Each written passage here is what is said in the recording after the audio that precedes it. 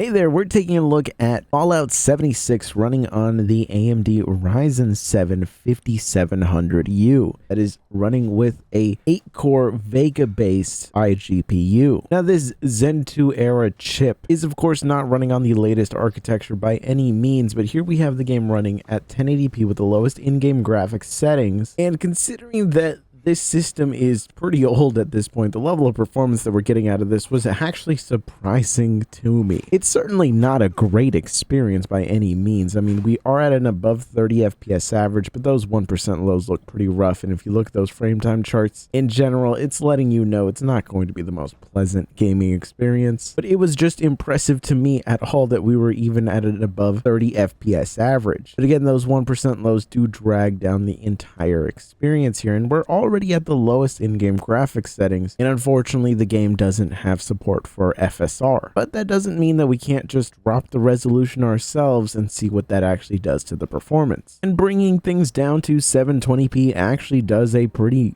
massive uplift to our overall FPS here, where now our 1% lows and our FPS average are at a really nice rate, though visually speaking we have taken quite an impact at this point. But if you're really desperate to play this game with your friends, then you can actually do that, and you might really be considering that this game has really seen a huge revival in popularity, and overall public sentiment seems to have shifted on it. And right now, if you have Amazon Prime, you can get the game for free essentially. And it's nice to know that a low-end system like this at 720p at least can actually play the game. So if you're on an older system or you picked up a very cheap mini PC with this hardware, you're actually going to be able to do a pretty decent job playing, as long as you're able to give it enough power. As you can see here, the TDP is at around a target of 35, though we're not always hitting that because we don't really need all of that. But in general, it does lead to a decent experience at 720p, but keep in mind that if you're on a system that is locked to a 15-watt TDP, you're not really going to be getting close to this level of performance. There are diminishing returns, but 25 watts really seems to be the target to get the vast majority of the uplift. So it's really 15 watts where things kind of just become a little iffy on whether or not it'll be playable for you. So if you're really willing to stomach the low visual quality due to just all the settings being set to their lowest, and of course the impact of running this at just 720p, then it is at least playable on here, which is more than I was actually expecting it to be. But anyways, I'll catch you in the next one.